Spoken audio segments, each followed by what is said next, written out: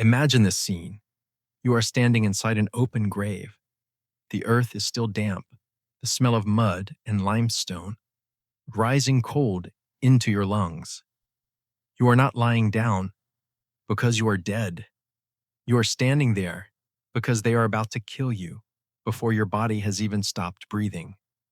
A priest stands above you, one step higher on the packed soil, a shovel in his hands like a judge's gavel.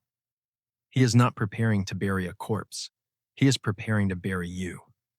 He scoops up a shovelful of earth, tilts it slightly, and the dirt falls straight into your face, onto your lips, into your eyes. And in that moment, you understand a terrifying truth of the 12th century: death is not the worst thing that can happen to you. The worst thing is being erased from the world while you are still alive. The ritual they recite has a name as cold and final as law itself. Separatio leprosaurum, the Mass of Separation. The words fall like a legal sentence. You are dead to the world, they declare. You now live only for God. No dagger, no sword, no prison. Just a ritual and a shovel of dirt. And society can strip you of everything: your family, your profession, your inheritance, your right to touch another human being, your right to enter a room without watching people instinctively step back. This is how the Middle Ages treated leprosy, not as a disease, but as contamination, not as a medical condition, but as a social verdict. After this ritual, a leper was expected to live out the rest of their life as a ghost with a body. They were forced to carry warnings, bells, wooden clappers, anything that made noise before they appeared, so others could move away in time, as if their existence itself were a danger that required advance notice. They could not draw water from shared wells. They could not stand near markets. They could not enter churches like ordinary people. In some places, even their names were taken from them, replaced by a single identity: the unclean. Pause here for a moment, because this is the key to everything that follows.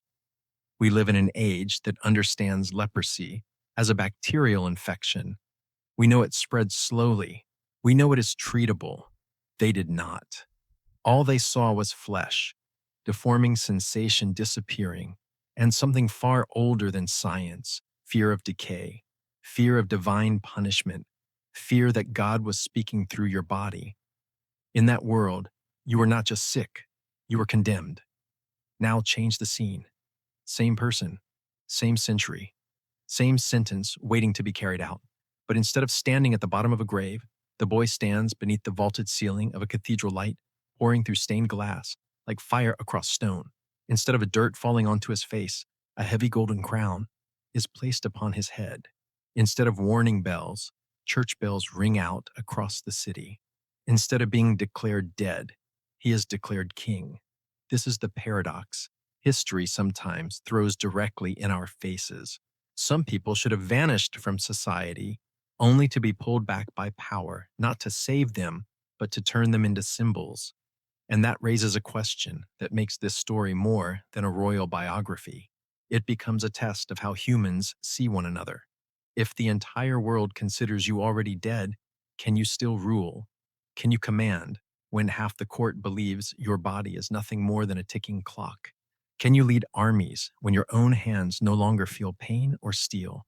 Can you convince others to believe in survival when you are being forced to live inside a prolonged funeral? In this video, we are going to pass through 3 different circles of hell, each quieter than the last. First, a body that decays over time, not through cheap horror, but through silent subtraction, sensation, fading strength slipping away, dignity eroded day by day. Second, an impossible victory against Saladin, a reversal so extreme that if you only looked at the numbers, you would assume the chroniclers were lying a few hundred knights, crashing into a massive army and tearing it apart. And third, a political tragedy that collapses everything from within, because history rarely kills kingdoms with enemies at the gate. It prefers to kill them with bad decisions made in council chambers, with ambition sealed through marriages, and with incompetence handed power for the sake of proper bloodlines. If you are drawn to the hidden truths beneath polished legends, stories cinema likes to beautify and history leaves scarred and exposed.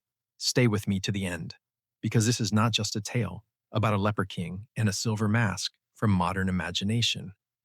This is the story of a boy society had already prepared a grave for and then handed an entire kingdom. And to understand how that happened, we have to return to where the nightmare truly began. Not on a battlefield, not beneath holy banners, but in a playground where children dug their fingernails into one another's arms to see who could endure pain the longest. The royal courtyard of Jerusalem was not like other playgrounds. It was not just a place for children to run and laugh. It was a place where future rulers learned how to endure. Noble boys, the sons of lords and commanders, gathered on the stone floor beneath the harsh Middle Eastern sun. They played a rough game that adults considered harmless, even necessary. They dug their fingernails deep into one another's arms, squeezing, scraping, holding on to see who would cry out first.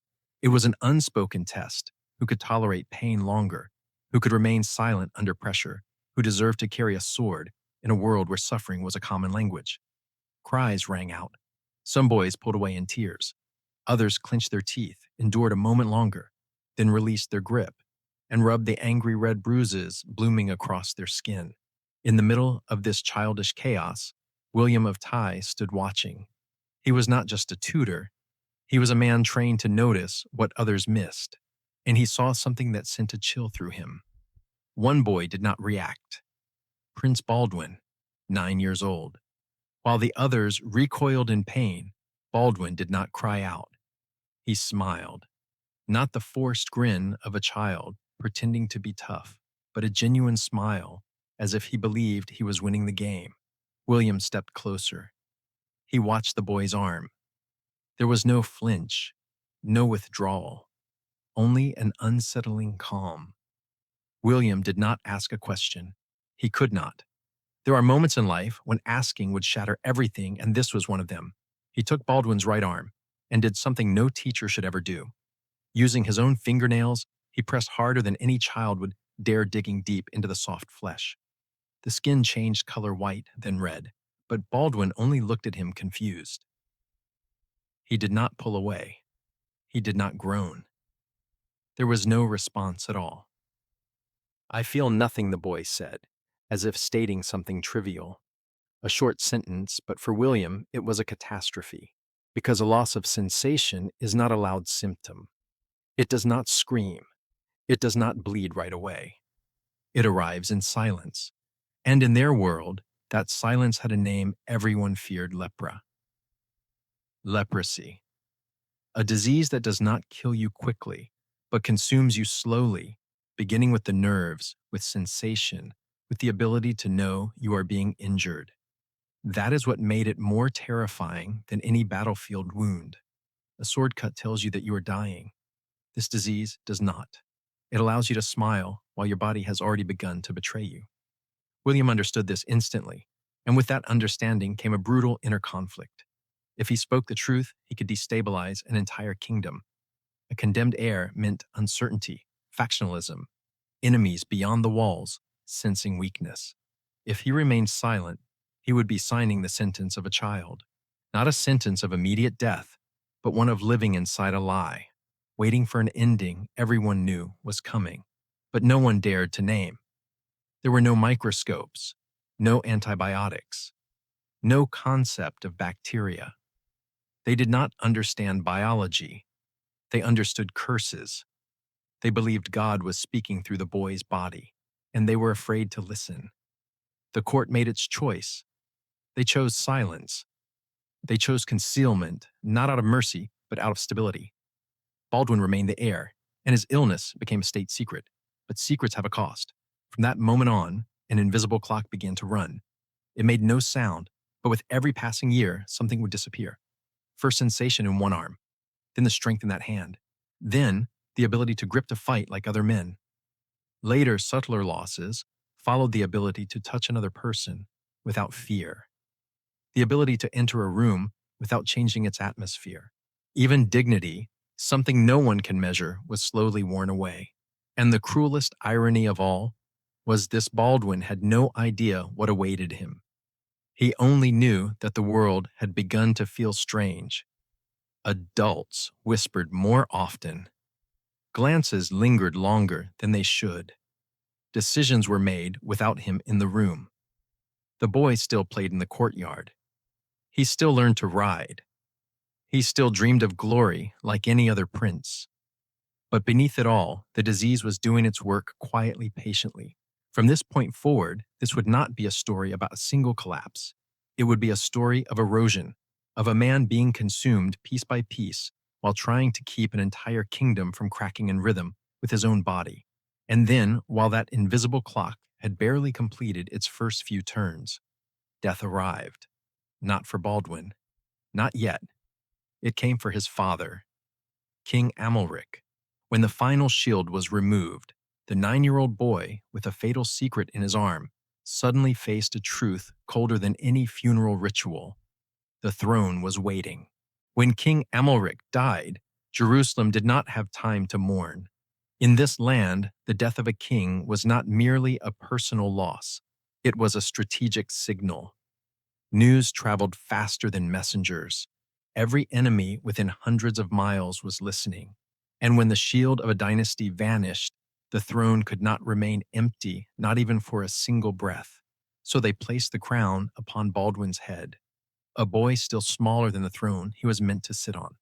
The crowd gathered in the church saw a child king, a youthful face, eyes not yet accustomed to the heavy silence of power. They whispered prayers, hoping God would protect a boy, given a burden far too early. But farther back, where silk cloaks brushed polished armor, and carefully honed swords rested at ease, the nobility saw something else entirely. They saw a chair that would soon be empty. A narrow window of time when power could be redistributed, bent, or seized before anyone could stop it. The court understood this, and so the secret had to be kept. Baldwin's illness was no longer a private matter of the royal household.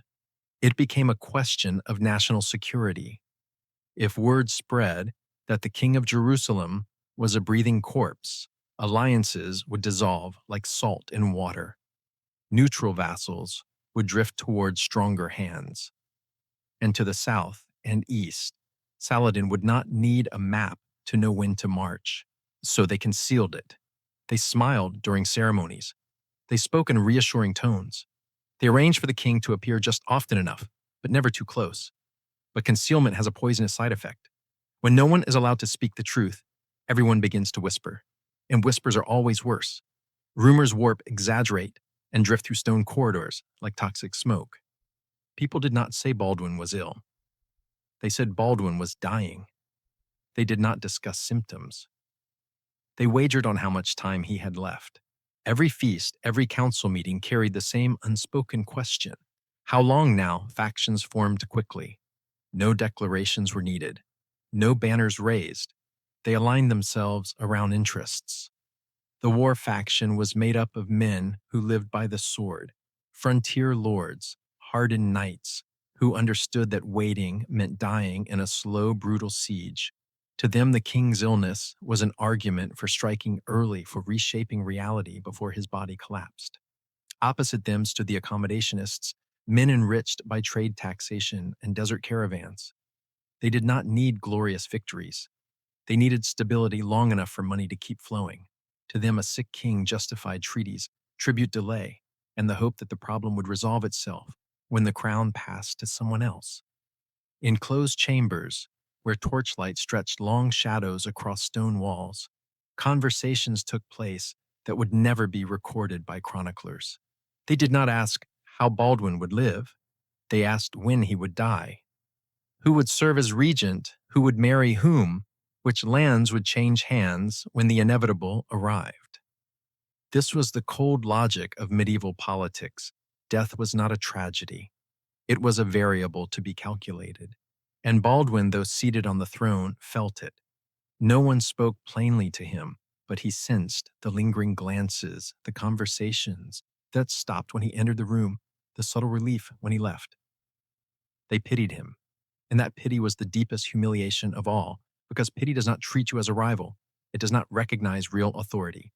It treats you as a temporary condition, a bridge everyone expects to cross quickly. For a boy raised to be king, this was pure fuel for a silent fury. Baldwin did not lash out. He did not strike the table. He swallowed the feeling and let it burn. Every sympathetic look, every gentle suggestion that he rest became a challenge. The kingdom was now as fragile as the body of its king. Beyond its borders, enemies were learning patience and unity. Within, factions pulled the realm in opposite directions, each convinced it was acting rationally. And at the center stood a teenage boy everyone believed would not live long enough to resist. They believed a man who could not fill his hand could not wield a sword. They believed a decaying body could not lead a war. Baldwin listened to all of it, and in silence he began preparing to turn that belief into their greatest mistake. They believed Baldwin would withdraw, that he would do the most reasonable thing for a body already under sentence, remain inside cool stone chambers, let healthy generals fight in his place, let time finish the work. But Baldwin did not choose that slow death. He chose a different path, rougher, more painful, and completely opposed to the logic of those already betting on his end. If his body was betraying him, then he would force it to serve until the final second. It did not begin with speeches. It began with silent training sessions before the sun climbed high, and while the practice yard still lay empty. As sensation faded from his right hand, Baldwin learned a brutal truth in war. The hand does not only wield the sword, it controls the horse. A knight who cannot command his mount is no knight at all, only a man wrapped in heavy armor waiting to fall. So he learned to guide the animal using what remained reliable, his legs. Baldwin trained until his knees became the reins. A slight squeeze meant turn. Greater pressure meant speed. Thighs and calves hardened into iron clamps, locking onto the horse's flanks, as if two bodies were being fused together. Then came the sword. As his grip weakened, he did not lay the blade aside. Baldwin had no such luxury. Instead, he ordered his guards and smiths to find a solution: leather straps, metal fastenings. The hilt was bound tightly to his gauntlet, not loosely, not for quick release, but as one would bind on a new limb. Once secured, the steel was no longer something he held. It was something attached to him. That meant if he fell, he could not release the sword to break the impact. If he was dragged down, the blade would drag with him. Every technical choice was a survival choice, where an advantage came, paired with a terrible cost.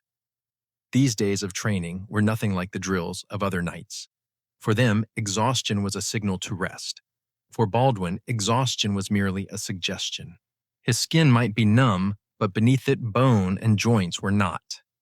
They ached in a deep, grinding way, as if each hinge were being tightened from the inside. Every leap into the saddle sent shockwaves through a skeleton already weakening. Every time leather was cinched around his arm, skin was scraped and torn damage he might not feel until blood darkened the cloth. Baldwin's body became a living paradox, silent on the surface, screaming within. Gradually his image changed. Baldwin was no longer a fragile youth upon the throne. He became a reinforced structure. Leather straps, iron clasps, gauntlets, saddle harnesses together. They turned him into something half man, half mechanism. Not in a modern sense, but in the brutal medieval one. Flesh extended into metal, and metal into will.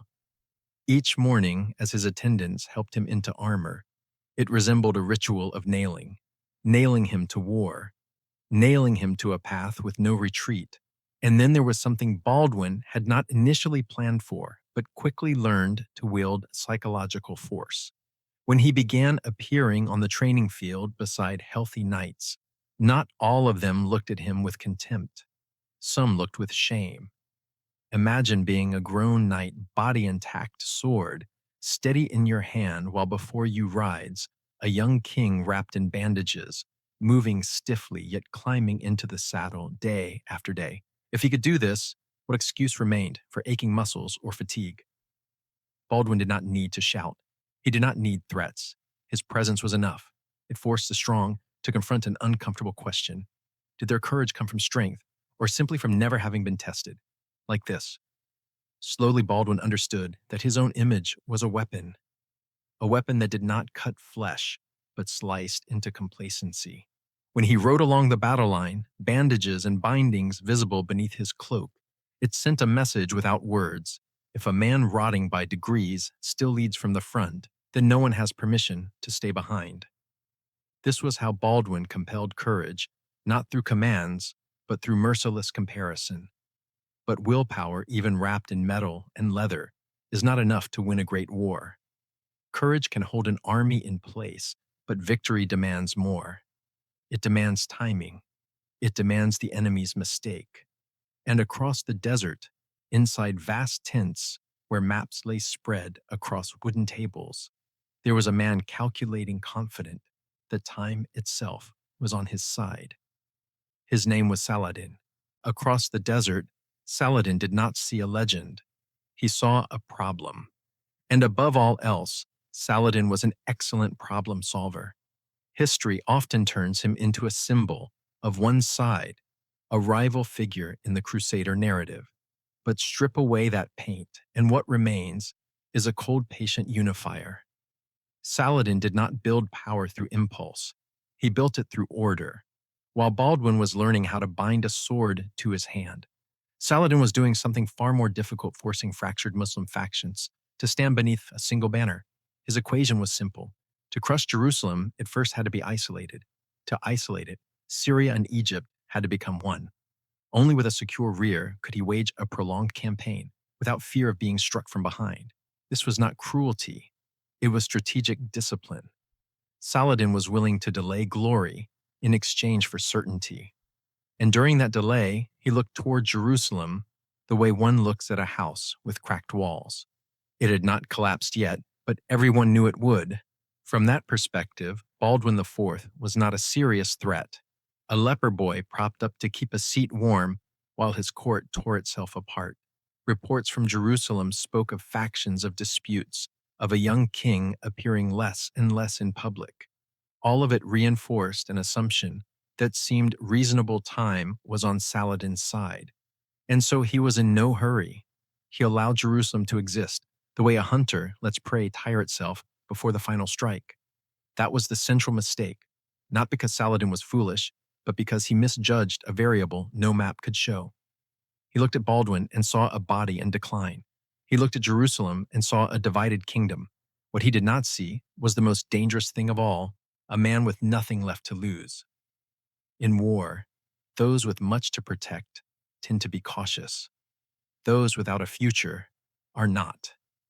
Baldwin did not have 30 years for diplomacy. He had a few campaigning seasons, perhaps fewer, and that reality rendered conventional calculations meaningless. There is an ancient rule of warfare that Saladin understood well. Numbers matter only when formation holds and discipline remains intact. A great army is a powerful beast, but it is also a heavy one. It requires order to move and confidence to stand. When confidence mutates into overconfidence, discipline begins to crack, and it is precisely at that fragile intersection that historical catastrophes are born. Saladin believed he had time, believed a major campaign could wait another year or two while he finished consolidating the north. Jerusalem in his mind was going nowhere, but hold one simple question in your mind as the story continues. What happens when the largest army in the region begins to break its own formation because it believes no one is reckless enough to attack? What happens when the strongest power starts behaving as though victory is already assured and caution is no longer necessary? By the year 1177, Saladin believed the equation was complete. Syria and Egypt lay under his influence. Internal threats had quieted. It was time to remind Jerusalem of reality. He assembled a massive force and marched west, not like a desperate man, but like one collecting what was already owed to him. On the other side, Baldwin had almost nothing with which to respond. A few hundred knights, a fragile kingdom, a body held onto the saddle by leather straps and metal fastenings. And then Baldwin made the choice everyone called madness. He did not shelter behind stone walls. He did not wait for a miracle. He chose to step out from safety and face the rising tide head-on. To most of his advisors, it was suicide. To Baldwin, it was the only opening that existed. And in that moment, when one side believed it could not lose and the other knew it could not wait, history began to tilt in a direction no one expected. When the scouts brought their reports, no one needed to speak the numbers aloud. They spoke for themselves. Baldwin gathered only a few hundred core cavalry feudal knights, hardened crusader warriors, and a handful of loyal allies who understood this was no ordinary campaign. This was not an army built to hold a kingdom for years. It was an army built to gamble once. Across from them, Saladin commanded a massive force stretched across the desert like a moving city. His confidence was not arrogance. It was the rational outcome of imbalance. In war, there are moments when mathematics alone decides the issue. On paper, Baldwin had already lost. That was precisely why every advisor agreed on one point: fortify. Close the gates, shelter behind the thick stone walls of Jerusalem and Ascalon. Buy time, wait for reinforcements, wait for a miracle. It was the sensible choice for a fragile kingdom and a sick king. But Baldwin saw war differently because he understood death differently. A siege to him was not a defense. It was leprosy at a national scale, a slow death, a silent death, a death by hunger, disease, and ever more humiliating compromises. He had lived with that kind of death inside his own body long enough to know it was not a path worth taking. So Baldwin chose what healthy men called madness. He ordered the gates opened, not to flee, but to surge outward. Speed instead of stone walls, timing instead of patience. When those heavy gates swung wide, it was more than a military decision. It was a moral declaration. Baldwin was telling allies and enemies alike that if he must die, he would die while advancing. On the other side, Saladin saw the open gates and interpreted them most reasonably. He did not see a trap. He saw weakness. Ascalon, the coastal fortress, lay directly before him. But Saladin did not stop. In his mind, crushing Ascalon now was like stepping on a spider already dying. Unnecessary. The greater prize lay farther north, Jerusalem itself. Burn the web and the spider dies with it. He chose to bypass the immediate target and drive deeper toward the symbolic and spiritual heart of the kingdom. It was a sound strategic decision if no madman was watching every step. And then that certainty began working for Baldwin. As Saladin's army pushed farther inland, it stretched thin. Discipline loosened. Units scattered to plunder nearby villages. Soldiers carried loot camels laden with goods. Armor was loosened in the punishing heat. Weapons were stowed in baggage trains, not because they were foolish, but because they believed no one remained with the strength or the recklessness to strike them now. Victory in their minds had shifted from something to be seized into something to be collected. To Baldwin, this was the scent of blood. Not the blood of weakness, but the blood of complacency. Scouts returned with small details. Formations stretched units, losing contact, gaps opening between columns. Each detail laid another stone along a narrow road toward his only chance. Not total victory, just a single moment large enough to turn Saladin's advantage into a liability. Then the smoke rose, from burned villages, from trampled fields. Baldwin saw it in the distance, dark columns cutting into the horizon. It was the clearest signal of the price of hesitation. He could remain behind the walls, live a few more years, and watch the kingdom erode day by day. Or he could leave safety behind, take a few hundred men, and accept that this might be a one-way journey. There was no third option. The decision was not made on impulse. It was the product of a life lived with a countdown clock. Baldwin understood that honor was not a luxury in wartime. It was the only glue strong enough to keep a small force from dissolving in fear. When he rode out through the gate, bandages visible beneath his cloak, he was posing a silent question to those who followed him. If your king is willing to die out, there are you willing to go with him? They went. And as that small cavalry column moved south along the coast, they were crossing more than distance. They crossed an invisible boundary, from defensive war to a gamble, from logic into timing. Ahead of them was an army relaxing its grip. Behind them were stone walls that no longer mattered. And somewhere ahead, the land itself would tighten, turning disorder into a deadly choke point. Montgisard was waiting. The scouts returned as the sun began to tilt westward, carrying news that changed the air around Baldwin completely. Saladin's army was no longer a solid mass. The vast force had stretched itself thin like an overfed serpent, its body bending and exposing dangerous gaps. Units were separated, baggage trains tangled with fighting men, cavalry detachments peeling away to loot rest, or simply because they believed no one left was foolish enough to strike them now. More critically, they were moving through treacherous terrain, dry wadis, and narrow passages where the land itself forced sorrel movement into a single channel. For a small army, it was a perfect choke point. For a large one, it was where strength could strangle itself. Baldwin listened in silence. This was the moment every gamble had been pointing toward. But before giving the order, he did something that stunned those around him. He asked for the true cross to be brought forward, the relic believed to contain a fragment of Christ's cross. It was not a weapon. It was the last symbol this kingdom still trusted. When it was placed before him, Baldwin dismounted. It was not easy. His body was stiff, the straps and metal bindings turning every movement into an effort. He knelt in the sand, and before nights long accustomed to blood and death, the king began to weep. Not theatrically. It was the release of someone who had been holding himself together for too long. Baldwin did not ask for victory. He did not ask for a miracle. He asked only one thing: that the kingdom not fall because of him. That moment achieved what no speech ever could. It shifted the purpose of the battle. The soldiers no longer looked ahead, as if this were a struggle for land or plunder. They looked down at their king kneeling in the sand bandages and leather straps, exposed, and understood they were fighting for him, for a man not an abstraction. When Baldwin rose, the tears were gone. He said little. He mounted his horse and turned toward the enemy. That was enough. 500 helmets lowered almost as one. 500 lances dropped into position, forming a moving wall of steel. The formation did not spread widely. It compressed, sharpened into a single point. The image was simple and terrifying. A steel spear aimed directly at the throat of a sleeping giant.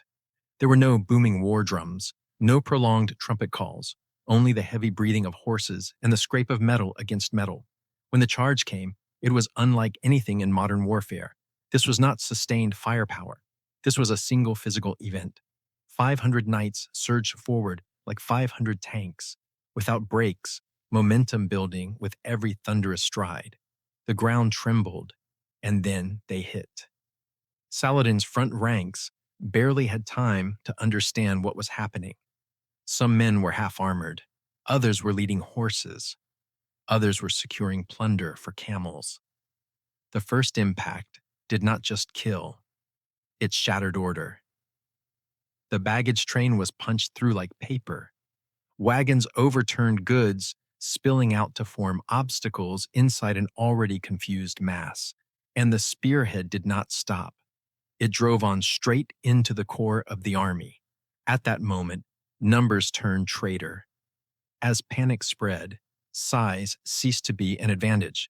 It became a burden. Men in the rear had no idea what was happening ahead, only that bodies and horses were being forced back toward them into a narrowing space. Commands could not travel. Formations could not be rebuilt. The narrow paths and wadis that should have protected them became death traps. Men trampled one another. Horses panicked. Screams mixed with the sound of splintering wood and shattered metal. In that chaos discipline, the one thing that allows a great army to function evaporated within minutes. At the center of the storm rode Baldwin. Accounts differ on whether he personally wielded a sword, but it no longer mattered. The psychological effect was the same. To Saladin's soldiers, This was a ghost. The sick king, they believed was rotting behind walls, was here leading an impossible attack. Rumor moved faster than any order the leper king had come, and in pre-modern warfare, once morale breaks, everything follows. Saladin, farther back, quickly grasped the scale of the disaster. He did not panic. He did the only thing possible, ordered a retreat to preserve his life. His elite guardmen, trained to die, if required, threw themselves into the breach, forming a protective ring. They fought not to win, but to buy time, and they paid with their lives. While they held, Saladin escaped, leaving behind his camp, his spoils, and more importantly, his image of invincibility. The Battle of Montgisard did not end like a conventional victory. It ended like a collapse. A massive army torn apart by its own size. And the micro-twist of history lies here. Baldwin did not win because he was braver than his enemy. He won because he struck at the exact second his enemy believed vigilance was no longer required. Courage lets you leap. Timing decides where you land. When the dust settled, Baldwin was still in the saddle, but victory brought no relief. It brought an invoice. His body began to answer the question adrenaline had postponed. Pain returned harder. Leather straps rubbed against damaged skin. Bones and joints screamed. Baldwin had bought time for his kingdom with his own flesh, and his body, unmerciful, began to reclaim every part that had been spent. Victory returned to Jerusalem on the sound of bells. The people poured into the streets, kneeling as the cavalry passed, shouting the name of the young king who had done the impossible.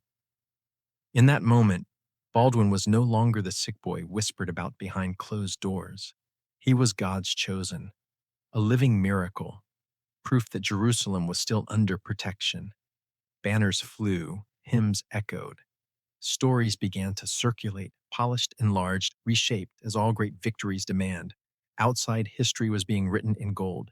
Behind the thick stone doors of the palace, a different story unfolded. As the armor was removed, glory fell to the floor, alongside sweat-soaked leather and blood-darkened straps. The bindings that had kept Baldwin in the saddle now left deep abrasions in skin that could no longer reliably feel pain. The attendants worked in tense silence, peeling away each layer of metal like dismantling a trap. When the final piece came free, a heavy stench filled the sealed room, sweat-dried blood, and something denser rot. The fever came swiftly, as if Baldwin's body were taking revenge for being driven past its limits. His bones ached in a way language can barely reach. Not the sharp pain of battlefield wounds, but a deep spreading agony that settled into every joint, whispering the same message over and over: victory is never free. Each heartbeat carried a fresh wave of exhaustion, and when the last traces of adrenaline faded, Baldwin was no longer standing atop triumph. He was left alone with the unvarnished truth of his disease. Leprosy is not only painful, it is loss measured in small, humiliating increments. First sensation vanishes from the fingertips, then the hand itself. The ability to judge heat disappears, leading to burns and wounds noticed too late. Slowly, vision begins to fail as nerves and muscles around the eyes betray their duty. Yet even physical suffering is not the worst of it. The true cruelty lies in losing the ability to touch another person without making them recoil, to touch the world without feeling it withdraw. The smell of decay cannot be hidden. It creeps into rooms and forces those nearby to confront what they would rather ignore.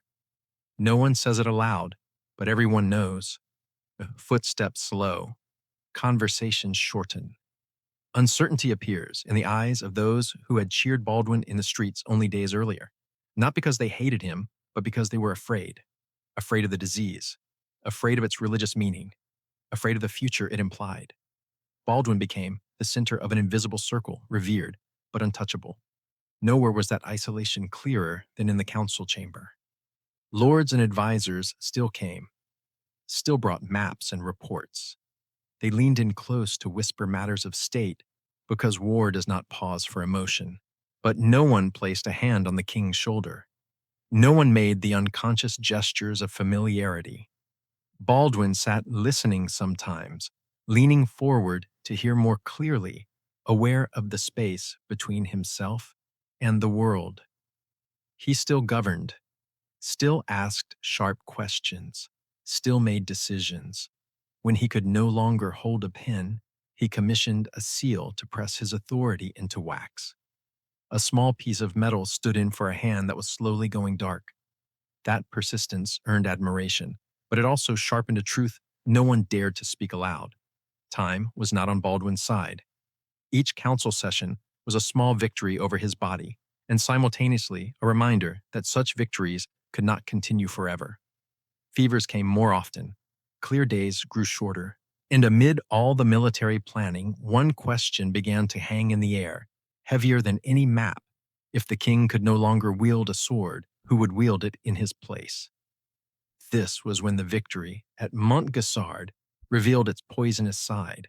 It had bought Jerusalem time, but it had also accelerated the collapse of the man who secured it. Baldwin understood this better than anyone.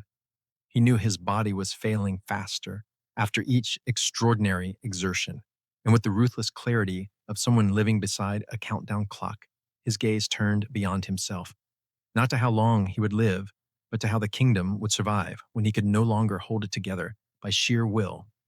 There, in a shadow between public triumph and private suffering, the true political tragedy began to take shape, because in a kingdom sustained by a man who was slowly rotting alive, the problem was no longer how to win another battle. The problem was who would stand when the final symbol could no longer stand at all.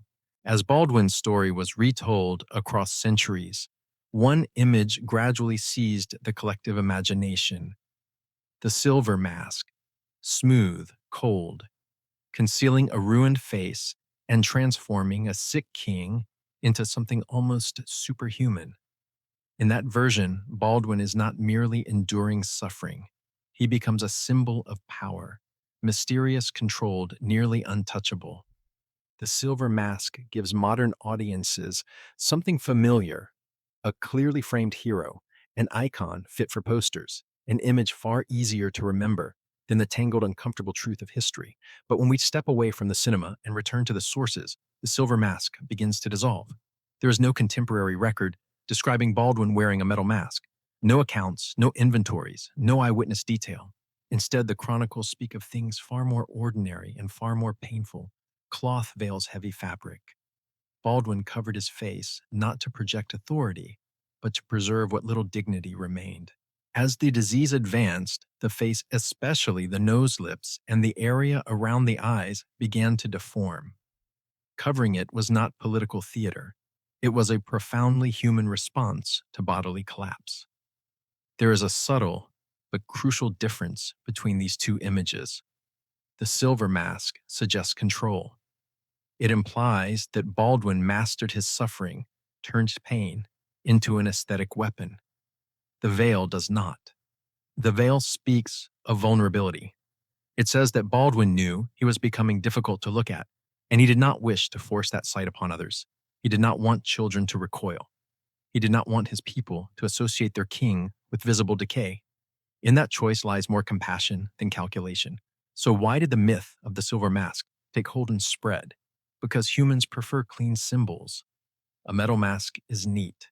It turns tragedy into style. It allows us to keep a safe distance from real pain. Cinema needs icons, images that communicate an entire story in a single frame. History does not. History requires evidence, imperfect fragments, and the acceptance that truth is often far less impressive than legend. And it is here that modern storytelling quietly strips Baldwin of the most important thing he possessed: his humanity. The silver mask turns him into a monument. The veil returns him to us as a man afraid, suffering, yet still appearing before his people out of duty, a man who does not hide, but who also refuses to turn his disintegration into spectacle. That difference completely alters our understanding of courage. Courage is not covering pain with polished metal. Courage is acknowledging it, concealing it only enough to keep doing what must be done. Perhaps that is why Baldwin's story still lingers, because when the myth is peeled away, What remains is not a flawless hero, but a human being struggling to hold on to dignity while his body betrays him day by day. The mask makes him a symbol, the veil makes him human, and history, when examined closely, almost always chooses the human over the symbol. And yet the greatest tragedy of Baldwin's life did not come from Saladin, nor from the battlefield, nor even from the disease that consumed him for years. It came from somewhere far more familiar and far more dangerous, the marriage bed and the question of succession. The question of succession is always a smoldering fuse in any kingdom, but for Baldwin it was a bomb already primed to explode. He had no children, not because of a lack of time or opportunity, but because the disease had taken from him the ability to leave an heir. That pushed the future of Jerusalem into someone else's hands, his sister Sibylla. And with Sibylla came a far more dangerous question: whom would she marry?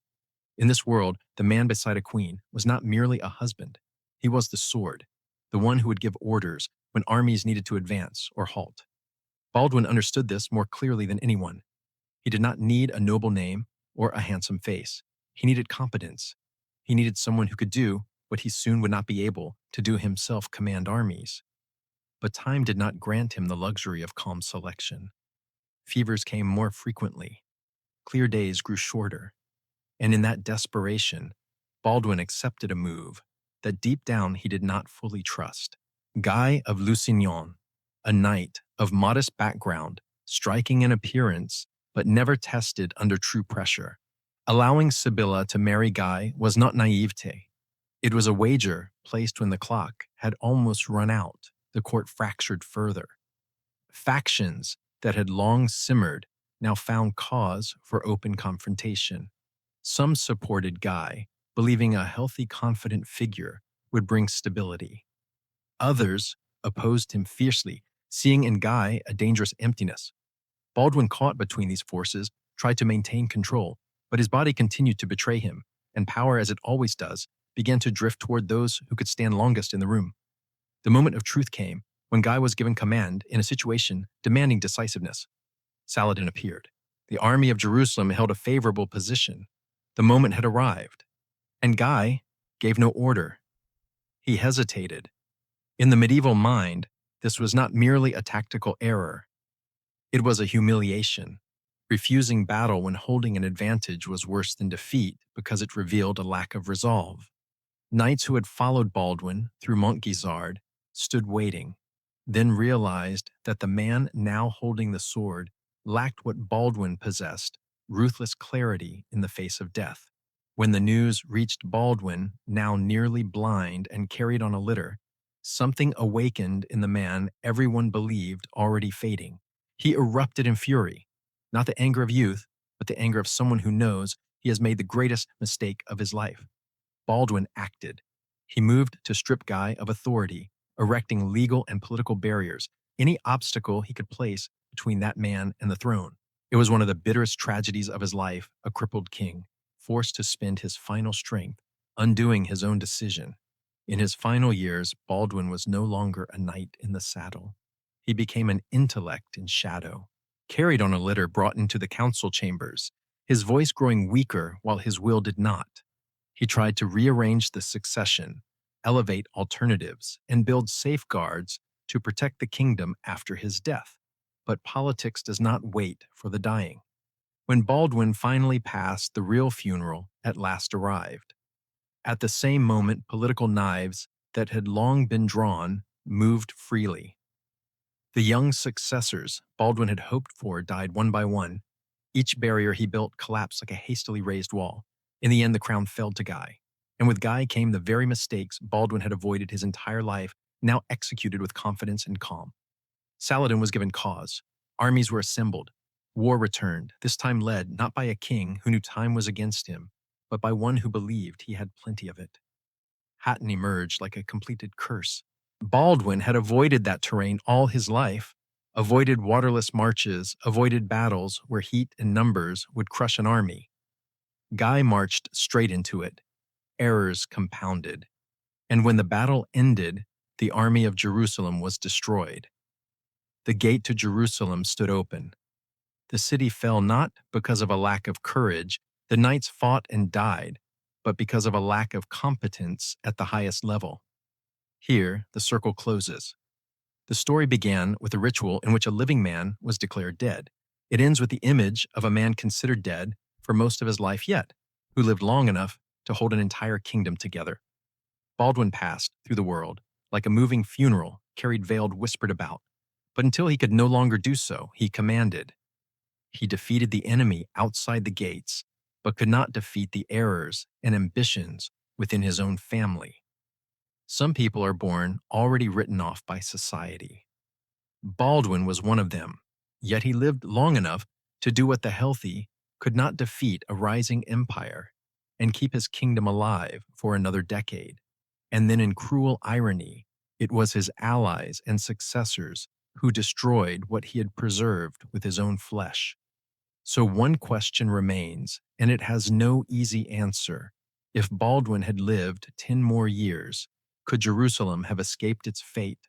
Or was that fate written from the moment the kingdom chose internal division over learning the harsh lessons of a king who was rotting yet never let go?